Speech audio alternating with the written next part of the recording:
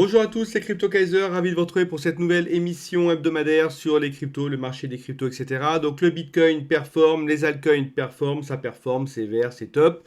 Nous allons voir d'ailleurs pourquoi ça performe. Nous allons voir également que nous sommes dans le plan que nous avions défini, donc ça c'est quand même appréciable. Nous allons voir également les tendances crypto, les fameux narratifs, les cryptos qui performent. Nous allons voir l'actualité, le marché crypto, et donc je vous propose de démarrer dès maintenant. C'est parti.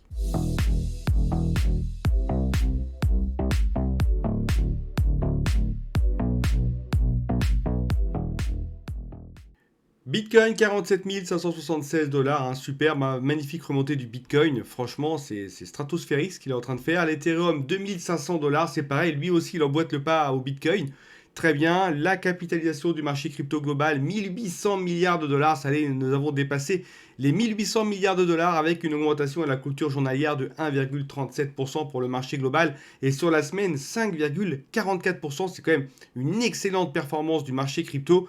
Le Bitcoin a quand même tiré un petit peu tout ça, 2,15% sur la clôture journalière et sur la semaine 6,41%, merci les ETF. Et l'Ethereum, pas beaucoup d'évolution sur la clôture journalière, mais sur la semaine 5,72%, c'est des excellentes performances. Ça reste le Bitcoin qui tire un petit peu son épingle du jeu, la dominance augmente drastiquement sur le Bitcoin, on peut le voir ici d'ailleurs, magnifique.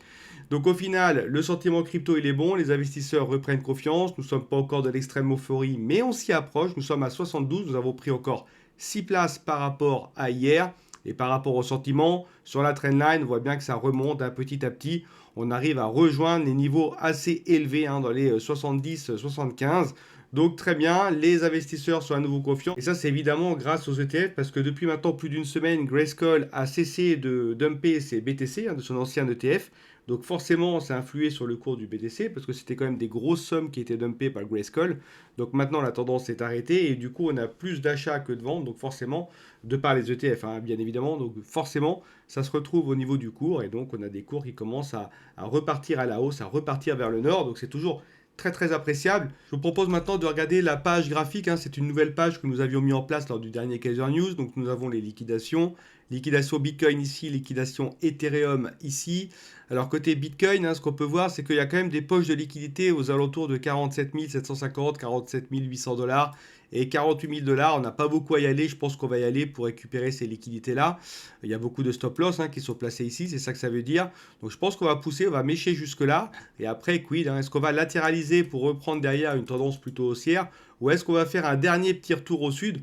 Bon, franchement, pour le moment, on est vraiment conforme au plan. Moi, j'avais prévu que sur les 3 semaines, les 3 premières semaines de février, les 2-3 premières semaines de février, on allait au nord pour justement récupérer ces poches de liquidité, et que derrière, on ferait peut-être un retour au sud. En tout cas, c'est mon plan. Je pense qu'on va repartir au sud, on va chuter vers le sud pour aller chercher ces poches de liquidité qui sont même bien plus bas que ça. Il y en a également à 39 000, 40 000 dollars. Je pense qu'on pourrait même pousser jusque-là parce qu'il y a des grosses liquidités. Une dernière fois, parce que maintenant qu'il y a les gros dans le game, les BlackRock, etc. Et puis, il y a les market makers, il y a la smart money. Donc tout ça voilà, ils peuvent faire varier le cours pour vraiment aller flusher tout le monde. Il y en a plein qui ont des stop loss, c'est aux alentours des 39-40 000 dollars. Donc une dernière fois, on pourrait aller les flusher pour après repartir vraiment en tendance haussière. C'est vraiment une très forte probabilité. Moi, je pense encore que ça va se passer comme ça. C'est vrai que pour le moment, le Bitcoin se maintient très bien et continue son ascension. Surtout que maintenant, on a, voilà, au travers des ETF, on a maintenant un flux qui est plutôt positif à travers les achats. Mais je pense qu'effectivement, on a quand même des chances de repartir au sud, flusher tout le monde. Côté Ethereum, c'est un peu plus délicat, côté Ethereum, parce que ce qu'on peut voir, c'est qu'il y a quand même des liquidités à 2400. Donc là, je pense qu'ils profitent de l'embellie du Bitcoin. Donc forcément, ils continuent un petit peu de grinder tout ça, ça fait plaisir. Après, là, ils se heurtent encore à notre super niveau nucléaire, on va le voir juste derrière. Donc, quid, voilà. Est-ce que, voilà, à mon avis, c'est clair que si le Bitcoin il part au sud, lui, il va partir au sud direct pour prendre cette poche de liquidité de 2400. Après, je ne sais pas s'il va partir plus bas que le Bitcoin, parce qu'il y a quand même lui aussi des gros supports. Donc affaire à suivre, on verra ça. Mais pour le moment, Ethereum, il se maintient. Mais je pense que les 2400, si le Bitcoin y va, il va aller également les rechercher. Sur le Rainbow, pas grand-chose à signaler. On est remonté, on le voit bien ici. On oscille maintenant dans la couleur verte. Alors c'est vrai qu'il y a le halving qui arrive. C'est vrai que moi, je m'attends quand même à une petite chute juste pendant le halving pour après repartir en tendance haussière pour faire un petit peu comme il s'est passé dans les années précédentes. Après, le passé n'envisage pas l'avenir non plus, mais voilà, ça reste mon plan. Et ici, hein, sur nos fameuses saisons crypto, c'est exactement ce que nous étions dit. Hein. Je vous avais dit qu'on était ici, attention, on va repartir direct vers le sud. Pourquoi on va partir vers le sud? Parce que le Bitcoin, d'après mon plan, devrait monter justement jusqu'aux 47-48 000. C'est ce qu'il est en train de se faire. Donc forcément, derrière, on revient vers une Bitcoin saison. Hein. C'est lui qui redrive le marché. On l'a vu d'ailleurs avec la dominance tout à l'heure. Donc tout à fait logique. Mais attention, hein, ça à mon sens, c'est quand même assez épidermique. Hein. On va repartir et puis après, on va repartir vers les altcoins. Hein, une fois que le Bitcoin va avoir atteint à ces niveaux-là, je pense qu'on quand même on refera un petit flush au sud. Mais bon, on aura l'occasion d'en reparler. Tant que j'y suis, je suis pas là la semaine prochaine, je pars en vacances. Et là, accessoirement, aujourd'hui, je suis malade, donc je peux pas trop élever la voix. Donc, on ne se verra pas vendredi. Mais bon, pour le moment, encore une fois, il suffit juste de patienter. De toute façon, on est dans une tendance 2024 et 2025. À mon sens, ça va être quand même assez haussier. Donc, voilà, il ne faut pas non plus faire n'importe quoi. Allez, je continue maintenant avec l'analyse graphique rapide. Donc, comme je vous l'ai dit, donc le Bitcoin, on est ici toujours sur nos niveaux là. Enfin, c'est pas toujours, hein, on vient d'y revenir là, hein, les 47 000 dollars là. C'est vrai que ça, c'est un niveau qu'on avait identifié. On avait réussi à le passer une fois, on est tout de suite revenu dans nos pénales. Donc là, on a quand même une magnifique bougie verte. Hein, on réattaque derrière Dardar. C'est une sacrée force acheteuse qu'on a ici, hein, quand même. Hein, il ne faut pas le nier non plus. Donc voilà, pour le moment, moi, je reste sur ma théorie. Mais voilà, on a une très bonne force acheteuse. Est-ce qu'on va maintenant réussir à se maintenir? C'est tout à fait possible, mais on peut encore latéraliser comme ça. On peut maintenir notre base. Il faut qu'on élargisse notre base. Il faut vraiment qu'on ait quelque chose de sain. Latéraliser, c'est très sain. Revenir au 42, ça serait aussi parfait, hein, tout à fait, parce qu'on va pouvoir flusher des personnes. Et c'est vraiment ici, hein, dans les 39 500, 40 000, là, il y a des très grosses liquidités. Voilà, on pourrait tout à fait repartir flusher ici. Bon, affaire à suivre. Mais pour le moment, je pense qu'on va encore sur cette semaine et la semaine d'après, encore latéraliser, rester dans ces niveaux, faire des petites mèches vers le haut, parce qu'il y en a beaucoup maintenant qui sont en train de le shorter. Voilà, moi je pense qu'on va encore rester un petit peu ici pendant 2 semaines, on verra bien. Et sur l'Ethereum, regardez, hein, c'est incroyable. Hein. Comme quoi il faut vraiment s'intéresser au cours de clôture, hein, on le voit bien. Hein. Donc c'est la line span qui représente le mieux le cours des clôtures, parce que c'est une représentation des cours de clôture. On voit bien à ce niveau-là, hein. Une fois, deux fois, voilà, on y était presque là. Et là on est à nouveau en train de buter dessus, hein. Ces fameux 2481. Une fois qu'on va réussir à clôturer au-dessus, qu'on va rester au-dessus, ça voudra dire qu'on sera dans notre nuage mensuel. Et là, ça fera plaisir, hein, côté Ethereum. Il faut savoir que là, on est quasiment à la limite du nuage. Hein. On est au-dessus de la Tekan, au-dessus de la Kaijun. La Lagging Spine est passée au-dessus du nuage. Ethereum, ça commence à être pas mal. Hein. On a une tendance qui est quand même assez haussière, hein, même sur le long terme. C'est vrai qu'il range depuis pas mal de temps maintenant, Ethereum, mais il consolide, il latéralise. Franchement, ça reste ça. Hein. Une fois qu'il va passer ça, il va le passer. Hein. Donc, voilà. Pour le moment, moi, franchement, je trouve que c'est assez bien orienté. Après, sur le calendrier économique, je ne vais pas beaucoup m'y attarder. Hein. Ce qui était important, c'était la semaine dernière avec le maintien des taux directeurs, etc. Donc, je vous propose de passer. On va passer directement au top 15 crypto. Qu'est-ce que je peux vous dire? Donc, ici, hein, pour rappel, c'est la variation sur les 7 derniers jours, ici sur les 24 heures. Donc sur les 24 heures, le BNB a fait une belle petite poussée, on est à 318, on a le Cardano aussi qui a repris 5%, c'est pas mal le Cardano aussi. Hein. Et puis sinon, sur les 7 derniers jours, donc forcément Bitcoin et Ethereum, ils s'en tirent très bien avec le BNB, le Solana. Alors le Solana, c'est étonnant parce que on a quand même eu une panne réseau, hein, je vous l'ai indiqué dans les Kaiser Flash, et franchement, ça se voit pas. Hein. Il n'y a pas vraiment eu d'impact sur le Solana. C'est assez incroyable parce que franchement, c'est exactement bis repetita de ce que nous avions eu lors du dernier bull run, hein, où la chaîne tombait en panne. Et là, ça c'est un nouveau produit. Je pense que ça doit être à cause de Jupiter, mais à voir. Donc voilà, sinon pour le reste, on a quoi? Donc le Cardano, ça c'est bien. Avalanche aussi, hein. Avalanche, il a une belle tendance aussi. Hein. Il a bien rattrapé ses niveaux. C'est pas mal Avalanche, hein. Plus 5%, très bien. Le Dogecoin, je pense qu'il végète. On attend un petit peu un coup de pouce de Elon Musk ou autre, ou que son satellite arrive sur place. Le Tron, c'est toujours pareil. Hein. Le Tron, on n'en parle vraiment pas dans les Kaiser News ni rien, mais il est là, bien présent. Il regagne une place sur le Chainlink d'ailleurs. Voilà, plus 5%. Franchement, très propre. Hein. Le Chainlink, il performe beaucoup. Hein. Franchement, on est déjà à 10 milliards. C'est le Chainlink, très bien. Hein. Plus 6% là, sur les 7 derniers jours. Le Polkadot, et puis on a également Polygon qui ferme la marche. Je continue maintenant avec les tokens qui ont le mieux performé, les tokens verts. Alors j'ai changé, hein, évidemment la répartition parce que comme on rentre maintenant dans une phase de bull run, il est de bon ton, je pense, d'arbitrer et d'avoir un petit peu moins de BTC-ETH. Il faut quand même en avoir, évidemment, mais on peut s'ouvrir un peu plus au risque parce que, à mon sens, voilà, les cryptos vont quand même bien performer sur 2024 jusqu'à mi-2025. Donc, si vous voulez maximiser vos profits, En tout cas, optimiser vos profits. Maximiser les profits, ça voudrait dire encore réduire cette part de BTC-ETH. Après, vous augmentez votre risque également.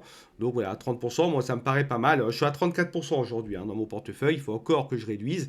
Et puis après, il faut plutôt des tokens des tokens verts, capitalisation 1 à 250, parce que vraiment, mais d'ailleurs, même au début, c'est eux qui vont énormément pumper. Et puis après, ça sera plutôt les tokens orange. Et puis enfin, ça sera les tokens rouges qui pumperont dans le cycle.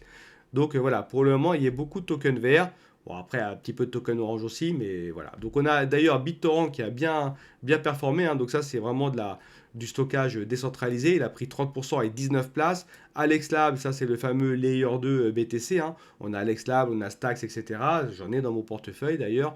7% en plus, 8 places en plus. Et puis on a LCX. LCX, ça c'est un exchange centralisé d'ailleurs, et qui a eu l'approbation de l'AMF du Liechtenstein, et qui travaille beaucoup sur tout ce qui est régulation. Donc voilà, derrière je passe avec les tokens jaunes. Donc les tokens jaunes à capitalisation plus petite, 251 800, toujours notre même coin White Rhinoceros, mais attention, ok, il a pris 212 places, 80%, mais lui, c'est vraiment les montagnes russes. Il peut dumper de 60% derrière. Donc, ce genre de token, franchement, faites très attention parce qu'on vous les dump à la figure. Et puis derrière, il ne faut pas que vous vous retrouviez le dindon de la farce. Ensuite, nous avons ShapeShift Fox qui a pris 39%, 143 places en plus. Donc, ça, c'est un DEX multi-chain. D'ailleurs, qui est traduit en français, je tiens à le signaler. Alors, il ne propose pas de L2, mais il propose de l'Atom, il propose du Torchain, etc. Bien fait, ça va. Et puis on a Mantra. Mantra qui a pris 43 places et 30%. Ça, c'est une plateforme DeFi sur Ethereum, BSC et Polygon. Ça propose tout ce qui est staking, délégation, lending, Launchpad, etc. Donc voilà, je continue avec les tokens rouges. Token rouge, donc capitalisation 801 à 2000, donc celle qui a le mieux performé. On a Gamer Arena qui a pris 52%. En fait, ça c'est vraiment une plateforme de gaming, mais style compétition, de challenge. Donc ça permet de challenger les joueurs sur des jeux populaires. Et les meilleurs vont gagner des récompenses. Ensuite, nous avons Lambda qui a pris 49% et 211 places. Ça propose une infrastructure de stockage décentralisée, un peu comme BitTorrent. Et puis, nous avons Not Financial Advice qui a pris 26% et 115 places en plus. Ça, c'est vraiment de la prédiction qui est basée sur des réseaux neuronaux, donc tout ce qui est intelligence artificielle. Donc voilà, c'est vrai que la prédiction, c'est un narratif qu'on voit de plus en plus d'ailleurs, accessoirement. Du coup, ça me fait une belle transition pour les narratifs. Alors, les narratifs, le top 15, donc variation sur 2 semaines. Donc, nous avons ici les 15 meilleurs narratifs, avec les layers 1 forcément. Donc, on voit bien que tout est vert, ça a très très bien pumpé, 12,5% pour les layers 1. Les exchanges centralisés, 8,4% versus 14,4% pour les DEX, pas mal. Le Liquid Staking Token, pareil, il y a 30 milliards de dollars là-dedans. Les NFT qui arrivent à se maintenir avec 11% d'augmentation. Ensuite, on a le gaming qui continue de monter à 14%, très bien le gaming. Les mêmes coins qui diminuent avec 2,4% d'augmentation. Les Layer 2, pareil, 13,2%, ça se maintient très bien. Les Layer 2, les DEX, j'en ai parlé. Le DePine, tiens, un petit peu plus faible, 9% le DePine. Mais ça, c'est vraiment un narratif auquel je crois. Pour moi, c'est simple, c'est le DePine, l'intelligence artificielle, les Layer 2 BTC, le RWA et peut-être le gaming, effectivement. Voilà. Et puis après, effectivement, il faut avoir des tokens de Layer 1 et la DeFi également. De toute façon, vous allez voir mon portefeuille derrière. Mais bon, il ne faut pas non plus trop s'éparpiller. Prenez quelques narratifs qui vous parlent, prenez quelques cryptos dans ces narratifs-là, et puis après, vous attendez. C'est tout ce que vous avez à faire. Là, on est vraiment dans la meilleure période, je vous le dis. Derrière, les catégories les plus performantes sur les 14 jours, les oracles encore ont très bien performé. Alors, il y a effectivement Chainlink, mais il y a également Peace Network. J'arrive pas à rentrer dedans, il n'arrête pas de monter. J'attends un retracement, mais bon, il n'arrive pas. Bon, après, il faut être patient en crypto. Le tourisme aussi, on le voit souvent, le tourisme. Ça fait 2 ou 3 Kaiser News qu'on voit ça. Il faut peut-être que je m'y penche un peu plus sur le tourisme, mais j'ai encore du mal à y croire. C'est comme tout ce qui est tokenisation de l'immobilier, tout ça, j'ai un peu de mal à y croire. Tout ce qui est même métaverse, tout ce qui est santé, tous ces trucs-là, j'ai du mal à y croire. Ça prend pas. Voilà, j'y crois pas trop. Bon, après, il faut faire des choix. Reddit Point, ça, ok, très bien. Bon, ça, c'est toujours tout ce qui est forum Reddit, ça marche bien. Les bots Discord aussi, pareil, ça le vend en poupe. Et puis, mais c'est vrai que j'en ai pas. J'ai pas une catégorie bot, moi encore. J'ai pas encore eu le temps de choisir des tokens pertinents. Il faudrait peut-être quand même que j'ai un token sur le trading, vous voyez, les bots de trading, donc à voir. Il y a Mbot, mais là, j'aime pas trop son graphe, donc à voir ce que je peux récupérer. Et puis les liquid staking tokens, mais pour moi, ça rentre dans la DeFi, clairement. Ensuite, sur les cryptos les plus recherchés sur CoinGecko, Solana. Bon, Solana, il a eu un retour de flamme de ouf, mais il bronche pas. Comme ça, c'est réglé. Le Caspar, notre fameux token, Layer 1 et Proof of Work, bien évidemment, très prisé des mineurs. Et puis Manta Network, d'ailleurs, qui s'appuie sur Celestia. Celestia, très connu de par son airdrop, que j'ai d'ailleurs loupé, il faut le savoir. Heureusement, j'ai pas loupé Dimension, mais j'ai loupé Celestia. Et donc, lui, il s'appuie sur Celestia et sur Polygon ZKEVM. Et du coup, ça permet de créer et de déployer des applications décentralisées ZK, Meta Network. Donc, pas mal, hein, pas mal. Alors maintenant, rapidement, petite vue sur mon portefeuille. Donc BTC-ETH, hein, comme je vous le disais, j'en ai encore 34,28% dans mon portefeuille. Ça, il faut que je descende à 30%, hein, parce que j'en ai encore un petit peu trop. Parce que là, si on part, vraiment les cryptos vont performer. L'objectif, c'est d'avoir des cryptos qui performent plus que BTC-ETH. Et ça, il y en a plein qui vont performer plus que BTC-ETH. Donc l'idée, c'est d'arbitrer. Vous voyez. Mais parce que là, on est en début de bull run. Et après, à la fin du bull run, forcément, ça sera différent. Le Deepine, donc le Deepine, comme vous pouvez le voir. Alors là, c'est le PNL, hein, le PNL, c'est donc les gains, hein, qui ont été faits sur les catégories. Et ici, c'est les performances sur les dernières 24 heures, hein. Donc, on peut voir également que là, tout est vert. Donc, sur le Deepine, qu'est-ce qui a bien performé? Le flux, hein, c'est vrai que le flux, il arrive à se reprendre pour le moment. C'est très bien, j'aime beaucoup le flux. J'attends vraiment qu'il explose, hein. Il n'explose pas encore. Ils sont en train de builder. Il y a le Core Flux là, qui est en plus qu'en test. Ça fonctionne vraiment bien, donc à voir. L'Adcash Network, il a un petit peu perdu, mais ça c'est pareil, il a énormément pris. Des VPN, j'aime beaucoup, c'est un VPN décentralisé, hein. Donc ça c'est... Moi je l'utilise, hein, d'ailleurs, hein, chez moi, ça marche extrêmement bien. Donc ça, moi j'y crois beaucoup, des VPN. Voilà, bon, il a déjà bien pumpé. Le Presearch, il a du mal, le Presearch. Et de nos petits Shadow Token aussi, là, pour le moment, il est en train un peu de végéter, mais vous savez, il va partir, lui. C'est du Solana, etc. Les gens sont in love de Solana. C'est du stockage décentralisé, ça partira, ça, ne vous inquiétez pas. Ensuite, on a quoi? On a la DeFi. La DeFi, bah, c'est forcément SmartDex, ça performe bien. Ils sont en train de faire plein de tests, etc., de faire des audits sur leur fameux stablecoin. J'ai pas beaucoup de nouvelles, ils sont en train de travailler là-dessus. Quand ça va sortir, mais pour le moment, ils sont en train de builder. Le token ne perd pas trop, ne perd même quasiment pas, donc ça, c'est quand même super bien. Et puis pour le reste, c'est un peu plus poussif, hein, le Ray, etc. Mais il faut attendre un petit peu. Qu'est-ce qu'on a? Le layer 1, bon, j'en ai une palanquée de layer 1. Dimension, du coup, qui est arrivé parce que j'ai eu un airdrop qui était assez sympa. Bon, il vient de perdre 11% accessoirement, je les ai stakés, moi. Alors, pas tous d'ailleurs, c'est dommage, j'aurais peut-être dû encore en libérer un petit peu. Solana, tout ça, bon, pas grand chose sous le soleil, hein, voilà ce que j'ai, moi. C'est des tokens qui me paraissent intéressants pour le prochain bull run. Pour le reste, intelligence artificielle, Tao, il performe de ouf, hein, BitTensor, hein, ça performe énormément, hein, 25% là, il faut que ça continue, mais c'est parfait. Qu'est-ce qu'on a d'autre? Les layers 2 BTC, ok, j'ai Stax et Alex comme je vous le disais. Le gaming, j'ai quoi? J'ai Immutabolics, j'aime beaucoup, hein, il performe bien aussi celui-ci. EGLD et Illuvium. Le Privacy, bah, c'est beaucoup de nodes aussi que j'ai, hein, notamment le Beldex. J'aime bien le Beldex, hein, franchement. C'est relativement stable. Et puis derrière, les nodes, ils rapportent bien, hein. Sur Pecunia, j'avais fait une vidéo d'ailleurs là-dessus. Firo, Zen, Divi, bon, ça c'est un peu plus poussif. On a quoi? Le RWA. Alors le RWA, j'aimerais bien investir dans le Revest Finance et le Pendle d'ailleurs. Peut-être Revest Finance, hein, j'aime bien son graphique. Mais bon, là, les frais sur Ethereum sont très chers, hein. J'ai essayé d'en acheter, mais les frais sont vraiment, vraiment chers. Mais je pense qu'il y a un coup à jouer avec le Reversed Finance et il me le manque. Donc je vais l'acheter incessamment sous peu. La prochaine fois que je fais le Kaiser News, vous le verrez. L'Oracle, bah, c'est du Link pour le moment. J'ai pas pu avoir de Peace Network. Faut que je regarde aussi Taylor Tributes. Les layers 2, voilà, bon là, forcément, il y a Ethereum qui commence à pumper, donc ils vont se mettre à pumper aussi, eux. Et puis le stablecoin, j'en ai encore très très peu. Je vais essayer quand même d'en avoir un petit peu plus au cas où il y aurait notre fameuse chute, hein, mais j'ai encore 2 semaines pour me les faire. Enfin, je dis ça, ça se trouve dès demain ou dès après-demain, ça va chuter. Voilà, ça c'était en ce qui concerne le portefeuille. Et puis je vais terminer évidemment avec donc le petit Kaiser Flash. Donc bon, vos commentaires sont très sympas, hein, merci beaucoup. Alors j'ai juste eu un commentaire qui me demandait de ralentir un petit peu les écrans, mais je peux pas parce que j'ai qu'une minute. Donc ce que vous pouvez faire, vous mettez pause tout simplement, hein, pendant le short, et puis comme ça vous avez le temps de lire. Donc voilà, pour rappel, hein, c'est un Kaiser Flash qui est édité tous les jours, hein, sur YouTube et TikTok. Alors c'est vrai que l'algorithme YouTube met pas en avant mes vidéos, malheureusement. Je ne sais pas pourquoi, je leur ai écrit et ils disent qu'il n'y a pas de problème, mais qu'ils n'ont pas la main sur l'algorithme. Et ils ne le mettent pas du tout en avant. Donc au final, c'est marrant parce que j'ai plus de vues de mon Kaiser Flash par rapport à ce que l'algorithme le propose. C'est-à-dire que si l'algorithme va proposer peut-être 30 fois dans une journée mon Kaiser Flash, donc à 30 personnes différentes, bah moi je vais avoir par exemple 32 ou 33 vues. Ça veut dire qu'il y a des personnes qui viennent sur mon compte pour voir le Kaiser Flash parce que l'algorithme ne le propose pas. Donc ça c'est vrai que c'est avéré, un algorithme YouTube ne met pas en avant mes vidéos. Donc ça c'est assez embêtant quand même, mais bon à voir. Je sais pas, je pense que c'est parce que déjà ça parle crypto. Et puis je pense qu'ils privilégient aussi ceux qui payent, hein, qui mettent de la pub pour leurs vidéos, pour faire des vues un peu artificielles. Moi c'est pas ce que je veux.